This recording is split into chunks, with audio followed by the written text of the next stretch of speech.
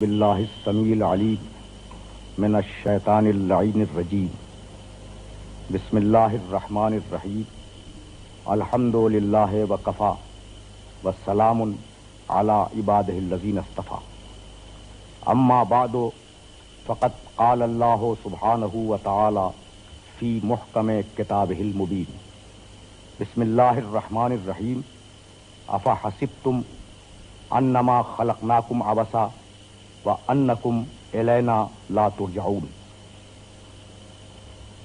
عزیزان محترم، اس مقدس اجتماع کے لیے سورہ مومنون کی ایک آیت کی تلاوت کا شرف حاصل کیا گیا۔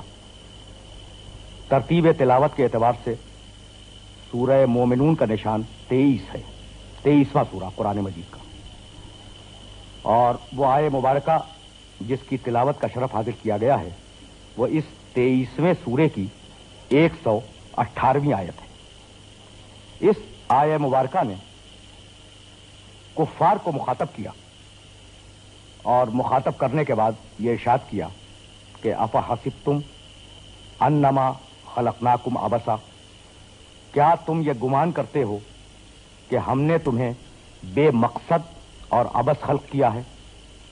وَأَنَّكُمْ إِلَيْنَا لَا تُرْجَعُونَ، اور کیا تم یہ گمان کرتے ہو کہ تم ہماری بارگاہ میں پلٹ کر نہیں آؤ گے؟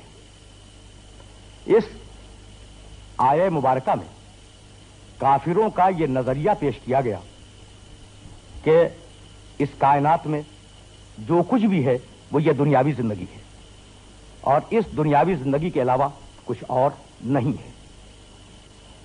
اسی کو پروردگار عالم نے ایک سوال کی صورت میں ان کے سامنے پیش کیا کہ تمہارا خیال یہ ہے کہ تمہیں بے مقصد خلق کیا گیا ہے، ہم نے تمہیں بے مقصد اور عبث خلق کیا ہے؟ یعنی ایک گروہ وہ ہے جس کا نظریہ یہ ہے کہ یہ کائنات بے مقصد خلق ہوئی اور ہماری تخلیق بھی بے مقصد ہے، اور اسی آیہ مبارکہ سے یہ نظریہ بھی واضح ہوتا ہے کہ خود قرآن کی نگاہ میں اور پروردگار عالم کی نگاہ میں اس کائنات کا ایک مقصد ہے۔ تو وہ لوگ جو اس کائنات میں مقصدیت کے قائل نہیں ہیں، ان کے قول کو پروردگار عالم نے سورہ جاسیہ میں نقل فرمایا ہے۔ سورہ جاسیہ قرآن مجید کا 45واں سورہ ہے، اور اس سورے میں دہریوں کی بات نقل کی۔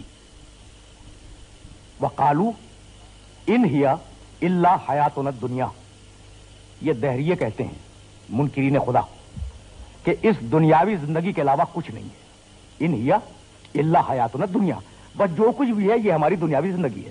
نموت و نحیا، پیدا ہوتے ہیں مرتے ہیں، مرتے ہیں پیدا ہوتے ہیں، یہ ایک سلسلہ چل رہا ہے۔ وما یہلکنا الا الدہر، اور ہمیں جو موت آتی ہے، ہم جو ہلاک ہوتے ہیں، تو ہلاک کرنے والا ہمیں کوئی خدا نہیں ہے بلکہ زمانہ ہلاک کر رہا ہے۔ ہم زمانے کی تخلیق ہیں اور زمانہ ہی ہمیں موت دیتا ہے۔ ما لہم من علم، ان کے پاس کوئی علم نہیں ہے، وہ فقط ایک گمان کر رہے ہیں۔ ان ہم الا یظنون، یہ ان کا قیاس ہے، یہ ان کی تخمین ہے، یہ ان کا ظن ہے اور یہ ان کا گمان ہے۔ میں اس مرحلہ فکر پر اپنے سارے سننے والوں کو روکنا چاہ رہا ہوں کہ دہریوں کا خیال ہے کہ بس جو کچھ بھی ہے وہ یہ دنیا ہے، ہم اس پہ پیدا ہوئے، رسد لی، جو کائنات پہ ہمارا معین تھا وہ ہم نے حاصل کیا اور ہم اس دنیا سے چلے گئے، اور اب جو چلے گئے تو عدم میں گئے، گھپ اندھیرے میں چلے گئے۔ اب ہماری نہ کوئی ایکٹیویٹی ہے، نہ کوئی جزا ہے، نہ کوئی سزا ہے۔ اس مرحلے پر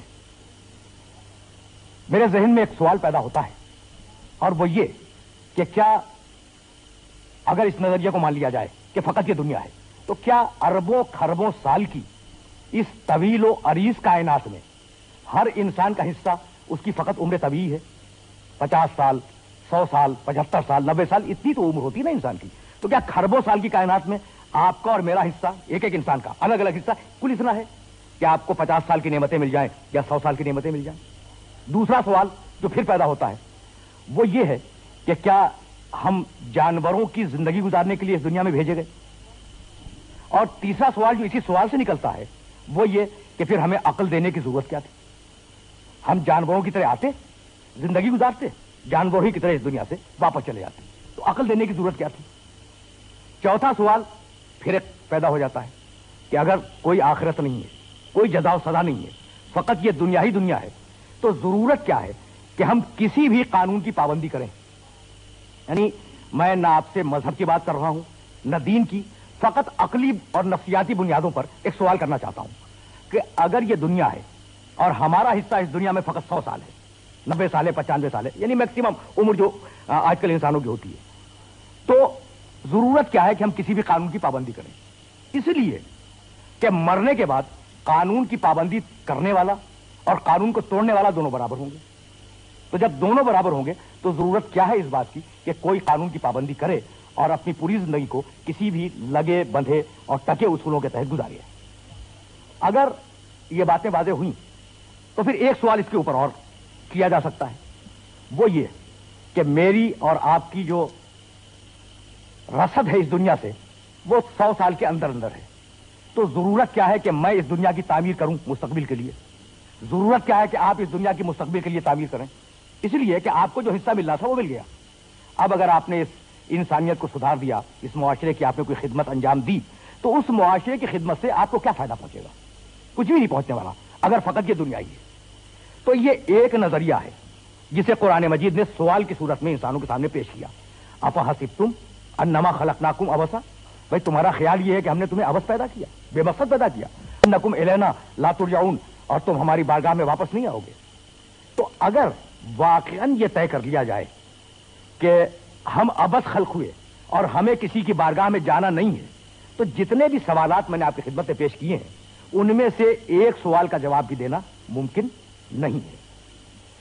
لیکن اس کے بالمقابل قرآن مجید نے جو نظریہ دیا، اس نظریے کا نام ہے نظریہ یوم الدین یا نظریہ یوم الآخر۔ وہ نظریہ کیا ہے؟ وہ نظریہ یہ ہے کہ یہ کائنات انسان کا مکمل دستور عمل نہیں ہے، یہ کائنات انسان کا مکمل زاویہ فکر نہیں ہے، یہ کائنات انسان کا مکمل منطقی نتیجہ نہیں ہے۔ تو پھر ہے کیا؟ ایک یوم الدین ہے، اور اس یوم الدین کو قرآن نے کبھی یوم قیامت کے نام سے یاد کیا، کبھی ساعہ کے نام سے یاد کیا، کبھی یوم الدین کے نام سے یاد کیا، کبھی کچھ اور ناموں سے بھی اسے یاد کیا۔ ایک یوم الدین ہے، جزا کا دن۔ اگر وہ یوم الدین تمہاری حلق سے اتر گیا اور تم نے اسے قبول کر لیا اپنے شرح صدر اور اطمینان نفس کے ساتھ، تو تم ان سارے مسائل کا جواب دے سکتے ہو۔ اب وہ یوم الدین کیا ہے؟ تو سورہ انفطار میں ارشاد فرمایا، 30ویں پارے ایک مشہور سورہ ہے، ما ادراک ما یوم الدین، تم کیا جانو کہ یوم الدین کیا ہے؟ ثم ما ادراک ما یوم الدین، اور پھر سنو تم کیا جانو کہ یوم الدین کیا ہے؟ وہ دن ہے کیا؟ لا تملک نفس لنفس شیئا، اس دن کسی انسان کو دوسرے انسان پر کوئی اختیار نہیں ہوگا۔ اس دن کوئی انسان کسی دوسرے انسان کے کام نہیں آ سکے گا۔ والامر یومئذ للہ، اور سارے امور، سارا ایڈمنسٹریشن، ساری طاقتیں اس وقت مخصوص ہوں گی پروردگار عالم کے ساتھ۔ تو یہ ہے یوم الدین کہ کوئی انسان کسی کے کام نہ آ سکے اور سارا اقتدار اور سب کچھ اللہ کے کنٹرول میں ہو۔ بھائی اقتدار تو آج بھی اس کے کنٹرول میں ہے، لیکن چونکہ انسان کو پروردگار عالم نے اختیار دیا ہوا ہے تو کچھ باتیں ہمارے بھی اختیار میں ہیں۔ لیکن وہ جو یوم الدین ہوگا، اس یوم الدین میں کسی کے پاس کوئی اختیار نہیں ہوگا اور سارے اختیارات پروردگار عالم کے پاس ہوں گے۔ تو یہ ہے یوم الدین۔ اچھا، اس یوم الدین کی اہمیت کیا ہے؟ قرآن مجید میں کم و بیش 25 مقامات پر پروردگار عالم نے اس یوم الدین کو ایمان باللہ کے ساتھ رکھا۔ اب اگر میں ساری آیات آپ کی خدمت میں پیش کروں تو بڑا وقت درکار ہے، فقط 2 آیتیں آپ کی خدمت میں عرض کرتا جاؤں۔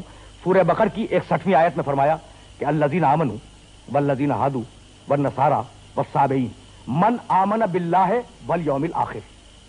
بھائی دیکھو، ایمان لاؤ اللہ پر، ایمان لاؤ یوم آخر پر، قیامت پر۔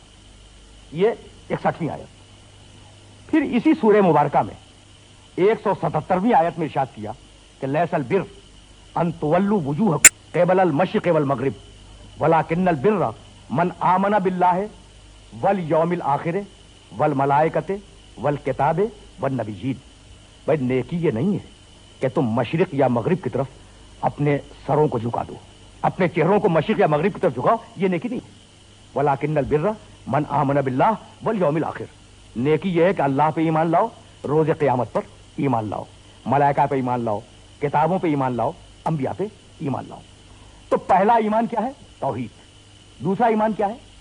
یوم آخر، قیامت۔ تو اگر دین کو پھیلائیں تو اس میں اصول دین ہے، فروع دین ہے، نماز ہے، روزہ ہے، حج ہے، کتابوں پہ ایمان لانا ہے، انبیاء و مرسلین پہ ایمان لانا ہے، اور اگر دین کو سمیٹیں تو دو لفظوں میں ختم ہو جائے، توحید اور قیامت۔ آغاز ہے دین کا توحید، انجام ہے دین کا قیامت۔ یہاں میں اپنے سننے والوں کو روک رہا ہوں وہ یہ کہ ان دو سیروں کے درمیان ہے پورا دین، توحید اور قیامت، یعنی نبوت وہ ان کے درمیان، کتابیں ساری ان کے درمیان، جو کچھ بھی آپ کے اعمال و افعال ہیں دینی وہ سارے کے سارے ان کے درمیان ہیں۔ اگر غور فرمائیں تو اندازہ ہوگا کہ توحید کے فوراً بعد پروردگار نے قیامت کا تذکرہ کیا، یعنی توحید سے مراد اللہ کو ایک ماننا اور قیامت سے مراد روز جزا و سزا۔ توحید کے فوراً بعد نبوت کا ذکر نہیں ہے، توحید کے فوراً بعد نماز کا ذکر نہیں ہے، بلکہ توحید کے فوراً بعد قیامت کا تذکرہ ہے۔ ایسا کیوں ہے؟ اس لیے کہ سارے اعمال و افعال اور سارے ایمان ان دو سروں کے درمیان میں ہیں، یعنی توحید کا لازمی نتیجہ ہے عقیدہ قیامت۔ جس شخص کو توحید پہ ایمان نہیں ہوگا، جس شخص کا ایمان خدا پر نہیں ہوگا، وہ قیامت کو تسلیم ہی نہیں کرے گا، اور جس کا ایمان خدا پر ہوگا وہ قیامت کو تسلیم کرے گا۔ یہی سبب ہے کہ جو منکرین خدا ہیں وہ قیامت کو تسلیم نہیں کرتے، اور جو خدا کے اعتراف کرنے والے ہیں، جو خدا کے ماننے والے ہیں، وہ عقیدہ قیامت کو تسلیم کرتے ہیں۔ اب ان دونوں میں ربط کیا ہے کہ توحید سے ہی قیامت اسٹیبلش ہوتی ہے، اس میں ربط کیا ہے؟ یہ ربط اگر میں واضح کر سکا تو میں سمجھوں گا کہ میری آج کی محنت سوارت ہے۔ دیکھیے، اگر خدا کا وجود ثابت نہ ہو اور خدا نہ ہو تو قیامت کی واقعاً کوئی ضرورت نہیں ہے۔ اسی کو میں واضح کرنا چاہ رہا ہوں آپ کی خدمت میں۔ اب کیسے پتہ چلائیں کہ خدا ہے یا نہیں؟ اگر خدا نہیں ہے تو قیامت نہیں ہے، اگر خدا ہے تو قیامت ہے۔ اب یہ کیسے طے کریں؟ تو دیکھیے، قرآن مجید کا یہ طریقہ نہیں ہے کہ وہ جب توحید کی کوئی دلیل دے تو فلسفے یا منطق کی باتیں کرے۔ اگر قرآن مجید اپنی دلیلوں میں فلسفہ یا منطق استعمال کرتا تو وہ کتاب ارسطو کے کام تو آ سکتی تھی، افلاطون کے کام آ سکتی تھی، لیکن وہ عام اکثریت جسے فلسفے اور منطق سے کوئی ربط نہیں ہے، اس کے لیے وہ کتاب بیکار ہو جاتی ہے۔ جبکہ خود اس کتاب کا اعلان ہے کہ یہ کتاب کسی ایک گروہ کے لیے ہدایت نہیں ہے، ہدی للناس، پوری انسانیت کے لیے ہدایت ہے۔ تو جب پوری انسانیت کے لیے ہدایت ہے تو اس میں دلیلیں ایسی ہونی چاہیے جو ہر انسان کے ذہن میں داخل ہو سکے اور جنہیں ہر انسان سمجھ سکے۔ تو اب ایک چھوٹا سا پیراگراف ہے سورہ نحل میں، ابتدائی پیراگراف، جس کے اندر پروردگار نے اپنے وجود پر دلیل اسٹیبلش کی۔ ارشاد فرمایا، هو الذی انزل من السماء ماء لکم منہ شراب ومنہ شجر فیہ تسیمون، اللہ وہ ہے جس نے تمہارے لیے آسمان سے پانی اتارا، برسایا، اسی سے تم اپنی پیاس بجھاتے ہو، اسی سے تمہارے درخت سیراب ہوتے ہیں، فیہ تسیمون، اور اپنے مویشیوں کو انہی سبززاروں میں چراتے ہو جو پانی سے پرورش پا کے اگے ہیں۔ ینبتو لکم بہ الزرع والزیتون والنخیل والاعناب ومن کل الثمرات ان فی ذلک لآیۃ لقوم یتفکرون، اور اسی پانی کے ذریعے اللہ پھل پیدا کرتا ہے، زیتون پیدا کرتا ہے، انگور پیدا کرتا ہے، ساری دنیا کے پھل اور ساری دنیا کے پھول پیدا کرتا ہے۔ اس میں نشانی ہے ان لوگوں کے لیے جو فکر سے کام لیتے ہیں۔ وَسَخَّرَ، پیراگراف چل رہا ہے، لَكُمُ اللَّيْلَ وَالنَّهَارَ وَالشَّمْسَ وَالْقَمَرَ وَالنُّجُومُ مُسَخَّرَاتٌ بِأَمْرِهِ إِنَّ فِي ذَلِكَ لَآيَاتٍ لِقَوْمٍ يَعْقِلُونَ، اور اللہ نے تمہارے لیے مسخر کیا رات کو، تمہارے لیے مسخر کیا دن کو، تمہارے لیے اس نے مسخر کیا سورج کو، تمہارے لیے اس نے مسخر کیا چاند کو، وَالنُّجُومُ مُسَخَّرَاتٌ بِأَمْرِهِ، اور سارے کے سارے ستارے اس کے امر پر مسخر ہیں۔ اس میں نشانیاں ہیں صاحبان عقل کے لیے۔ وَمَا زَرَعَ لَكُمْ فی الارض مختلفا الوانہ ان فی ذالک لآیۃ لقوم یذکرون. اور دیکھو پانی کا رنگ ایک، پانی کا مزاج ایک، مٹی کا رنگ ایک، لیکن اب یہ ہماری طاقت ہے کہ جب پھل نکلے اور پھول نکلے تو ایک رنگ کے نہ نکلے، مختلف رنگوں کے نکلے. ان فی ذالک لآیۃ لقوم یذکرون. اس میں نشانی ہے صاحبان نصیحت کے لیے، صاحبان تذکر کے لیے، صاحبان ذکر کے لیے. هو الذی سخر لکم البحر، یعنی عجیب و غریب طریقے سے پروردگار عالم نے اپنے وجود پہ دلیل قائم کی. لتاکلوا منہ لحما طریا وتستخرجوا منہ حلیۃ تلبسونها وترى الفلک مواخر فیہ لتبتغوا من فضلہ ولعلکم تشکرون. اور دیکھو اللہ ہی وہ ہے جس نے سمندر کو تمہارے لیے مسخر کیا. هو الذی سخر لکم البحر، اللہ نے سمندر کو تمہارے لیے مسخر کیا تاکہ تم اپنے لیے اس سمندر سے تازہ گوشت حاصل کر سکو. لتستخرجوا منہ لحما طریا. ذرا میں چاہ رہا ہوں کہ یہ آیہ مبارکہ میرے محترم سننے والوں کی سماعت کے اندر محفوظ ہو جائے. هو الذی سخر لکم البحر لتاکلوا منہ لحما طریا وتستخرجوا منہ حلیۃ تلبسونها. ہم نے تمہارے لیے سمندر کو مسخر کیا تاکہ اس سے تازہ گوشت نکالو اور نکالنے کے بعد کھاؤ، اس سے زیور نکالو اور نکالنے کے بعد انہیں استعمال کرو. وَلِتَبْتَغُوا مِنْ فَضْلِهِ، اور سمندر کے ذریعے تم فضل خدا کو تلاش کرنے کے لیے، رزق کو تلاش کرنے کے لیے ادھر سے ادھر جا سکو. وَلَعَلَّكُمْ تَشْكُرُونَ، اور ہم نے اس سمندر کو اس لیے مسخر کیا کہ تم ہماری بارگاہ میں ہدیہ تشکر پیش کر سکو. اب ان ساری آیتوں میں، آیتوں کا سلسلہ طویل تھا میں نے چھوڑ دی، ان ساری آیتوں میں پروردگار عالم نے اپنے وجود کی طرف متوجہ کیا کہ بھائی کوئی ہے جو پانی کا رنگ ایک رکھتا ہے، مٹی کا رنگ ایک رکھتا ہے، لیکن جب پھل پھول اگاتا ہے تو مختلف رنگوں کے ہیں. کوئی ہے جو پانی کو اتنی طاقت عطا کرتا ہے کہ وہ تمہیں بھی حیات دے سکے، تمہارے مویشیوں کو بھی حیات دے سکے، اور تمہارے پودوں کو، تمہاری نباتات کو بھی زندگی بخش سکے. کوئی ہے. اب یہ کیسے معلوم ہو کہ اس دلیل میں پروردگار عالم نے فرمانا کیا چاہا؟ اس دلیل کا نام ہے دلیل نظم. پوری طرح محسوس فرمائیں تو آگے جانے میں آسانی ہو جائے. بھائی دیکھیے سنگلاخ چٹانیں ہیں پہاڑوں کی، اگر آپ میدانوں میں نکل جائیں تو پہاڑ ہی پہاڑ آپ کو نظر آئیں گے حد نظر تک.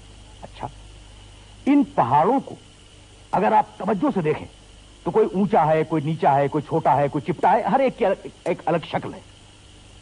میں اگر آپ سے یہ کہوں کہ جناب یہ پہاڑ فلاں انسان نے بنائے ہیں تو آپ تسلیم نہیں کریں گے. آپ کہیں گے نہیں جناب یہ ان کی فطری ساخت ہے، جو نظر آ رہی ہے کسی انسان کی ساخت بنائی ہوئی شکل نہیں ہے، بلکہ یہ ان کی فطری ساخت ہے.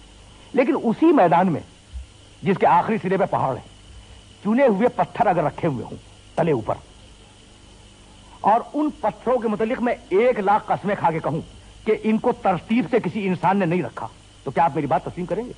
نہیں مانیں گے. بس یہی وہ راز ہے جہاں سے وجود خدا ثابت ہوتا ہے. یعنی آپ نے پہاڑوں کو دیکھا اور میں نے آپ کی خدمت میں عرض کیا کہ جناب یہ پہاڑ فلاں انسان نے تراشے ہیں، آپ کبھی نہیں مانیں گے، کہیں گے نہیں جناب یہ فطری طریقے سے، اسی طریقے سے پیدا ہوئے. لیکن اگر کسی مقام پر ترتیب سے چنے ہوئے پتھر رکھے ہوں اور ان کا مقصد یہ ہو کہ کوئی مثلا راستہ بتلایا جائے، راستے کی نشاندہی کے لیے ترتیب سے رکھ دیا جائے، تو میں 1,00,000 قسمیں بھی کھاؤں تو آپ تسلیم نہیں کریں گے کہ یہ خود بخود ترتیب سے ہے، بلکہ آپ کہیں گے کہ کسی انسان کا ہاتھ اس میں ہے. اب میں پوچھنا چاہتا ہوں کہ یہ فرق آپ نے کیسے کیا؟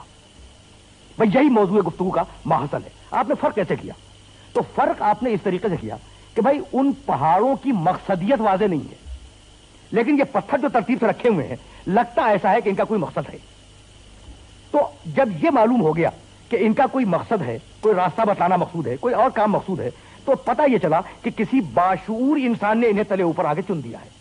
تو اگر اس کائنات میں آپ کو مقصد نظر آئے، اس کائنات میں ترتیب نظر آئے، اس کائنات کے اندر ریاضی کے دقیق ترین عوامل نظر آئے، ان لیے نظام تنفس ہو، زمین میں نہ اتنی زیادہ کششوں کے پاؤں کھینچ لے، نہ اتنی کم ہو کہ انسان اچھل جائے، زمین نہ اتنی سخت ہو کہ کھیتی باڑی نہ کر سکیں، نہ اتنی نرم ہو کہ اس میں دھس جائیں، تو اس کا مطلب یہ ہے کہ اس کے اندر ایک ترتیب پائی جاتی ہے، ایک نظم پایا جاتا ہے، اور ایک مستقل بذات ارادہ اس کائنات کے پیچھے ہے. وہ ترتیب دینے والا، وہ نظم دینے والا، وہ مستقل بذات ارادہ رکھنے والا سوائے اس خالق کائنات کے اور کوئی نہیں ہے۔ انسان بے مقصد دنیا میں نہیں آیا، عبادت کے لیے انسان آیا، امتحان دینے کے لیے۔ اچھا جناب، میں نے پھر روک لیا اپنے سارے محترم سننے والوں کو، انسان آیا ہے عبادت کے لیے تو اللہ سجدے مانگ رہا ہے، یہی ہے نا؟ سجدے کیا ووٹ ہیں جو دے کر اس کی کبریائی میں اضافہ کرنے کا سبب بنیں گے؟ نہیں، اسے سجدہ کریں جب بھی وہ اتنا ہی بڑا ہے جتنا بڑا اس وقت ہوگا جب سجدہ نہ کریں۔ تو سجدے کا فائدہ اسے نہیں پہنچے گا، خود اس شخص کو پہنچے گا جو سجدہ کرنے والا ہے۔ اچھا، تو پہلی جو غرض ہے نا کہ آپ اسے سجدہ کریں، اس کی عبادت کریں، تو اسے آپ کے سجدوں سے کوئی غرض نہیں ہے، وہ غنی مطلق ہے، وہ غنی مطلق ہے۔ جب غنی مطلق ہے تو سجدے کا الٹیمیٹلی فائدہ آپ کو ملنے والا ہے۔ دوسرا مقصد تخلیق، امتحان۔ میں امتحان کیوں لیتا ہوں؟ آپ امتحان کیوں لیتے ہیں؟ اس لیے کہ نہیں معلوم کہ اس کی علمی صلاحیت کیا ہے۔ تو کیا وہ نعوذ باللہ جاہل ہے؟ اس امتحان کا فائدہ بھی اسے نہیں پہنچنے والا، اس امتحان کا فائدہ بھی انسان ہی کو پہنچنے والا ہے۔ یہ بات طے ہو گئی کہ سجدے کرو فائدہ تمہیں ہوگا، امتحان دو فائدہ تمہیں ہوگا۔ تو اب فقط یہ معلوم کرنا ہے کہ کیا وہ فائدہ یہی ہوگا؟ تو یہی مصیبتوں والی دنیا، آلام کی دنیا، آلائشوں کی دنیا، پریشانیوں کی دنیا، آفات کی دنیا۔ تو ہم نے سجدے کیے، اس کے عوامر پہ عمل کیا، اس کے منہیات سے بچے رہے، زندگی بھر دین کے مطابق زندگی گزارتے رہے، ملا کیا؟ اور وہ جو سجدے نہیں کر رہا تھا، وہ جو متقی نہیں تھا، وہ ہم سے بہتر زندگی گزار گیا۔ تو یہ عدل الہی کے عین خلاف ہوگا کہ ایک فاسق و بدکار تو زندگی سے لذتیں حاصل کر جائے اور ایک متقی اور پرہیزگار انسان آلام و مصائب میں زندگی کو گزار دے۔ اور اس سے زیادہ خلاف عدل یہ ہوگا کہ مسلم اور مجرم، میں نے اصطلاح قرآن کی استعمال کی، مسلم وہ جو خدا کے مطابق زندگی گزارے، خدا کے حکم کے مطابق جو زندگی گزارے وہ ہے مسلم، اور جو سرکشی کرے، نافرمانی کرے، وہ ہے قرآن کی اصطلاح میں مجرم۔ تو مسلم اور مجرم اس دنیا میں ہیں۔ مسلم وہ جو دنیا کی ساری لذتوں سے پرہیز کر رہا ہے اللہ کے لیے، شراب نہیں پیتا، جوا نہیں کھیلتا اور دوسرے برے کام نہیں کرتا، حالانکہ ان میں لذتیں ہیں، کیوں نہیں کرتا؟ اللہ نے منع کیا۔ اور ایک وہ ہے جو اللہ کی بات کا نوٹس نہیں لیتا اور ہر کام کر رہا ہے۔ دونوں اگر اندھیرے میں جمپ لگا رہے ہیں، موت کے بعد اگر کوئی زندگی نہیں ہے تو دونوں برابر ہو گئے نا۔ تو یہ عین عدل کے خلاف ہے کہ مسلم اور مجرم دونوں اس دنیا کے بعد ایک صف میں کھڑے ہو جائیں، بلکہ مسلم کی زیادہ حق تلفی ہوئی، اس لیے کہ اسے اس دنیا میں موقع ملا کہ وہ ان لذتوں سے فائدہ حاصل کر سکے جن سے مجرمین حاصل، لیکن اس نے اپنے نفس پہ کنٹرول کیا۔ تو اب ایک ایسے زمانے کی ضرورت ہے جس زمانے میں پروردگار عالم انسان کو اس کے اعمال صالحہ کی جزا عطا کرے اور اس کے اعمال بد کی سزا عطا کرے۔ وہ دن اصطلاح قرآنی میں یوم الدین ہے، وہ دن اصطلاح قرآنی میں یوم الآخر ہے، وہ دن اصطلاح قرآنی میں یوم القیامہ ہے۔ اگر یہ بات واضح ہو گئی تو آخر کلام میں آپ کی خدمت میں ایک جملہ عرض کروں۔ نسیہ خلقہ، کہہ رہا ہے کہ یہ ہڈیاں کیا زندہ ہوں گی؟ نسیہ خلقہ، اپنی خلقت کو بھول گیا۔ بس یہ جو جملہ ہے نا، اپنی خلقت کو بھول گیا، یہ ہے کلیدی جملہ۔ بھائی اپنی خلقت کو بھول گیا کیا مطلب؟ وہ مٹی تھا، ہم نے اسے کھینچ کے عرق کی صورت میں نکالا اور اس عرق کو ہم نے صلب پدر میں رکھا، صلب پدر سے ہم نے اسے بطن مادر میں منتقل کیا، بطن مادر میں منتقل کرنے کے بعد ہم نے علقہ بنایا، مضغہ بنایا، ہڈیاں اگائیں، گوشت چڑھایا، اس پہ کھال منڈی، اور کھال منڈنے کے بعد ہم نے اسے خلق آخر بنا کے دنیا میں بھیج دیا۔ تو وہ اللہ جو مٹی کو ترتیب دیتا ہوا اور مٹی کو ارتقا دیتا ہوا انسان بنا سکتا ہے، کیا دوبارہ میں مٹی میں ملا کر اسے زندہ نہیں کر سکتا؟ وآخر دعوانا ان الحمدللہ رب العالمین۔